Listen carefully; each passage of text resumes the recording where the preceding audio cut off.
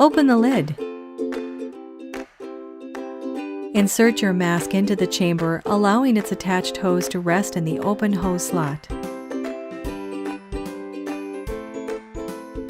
Close the lid. The SoClean will now automatically operate according to its preset time and duration. Important: even though the actual runtime of the SoClean may only be 5 to 10 minutes, it is necessary to let the mask remain in the closed chamber for at least 2 more hours. The cycle indicator light will shine green as a sign that all disinfecting is complete and the mask is ready to be removed from the chamber.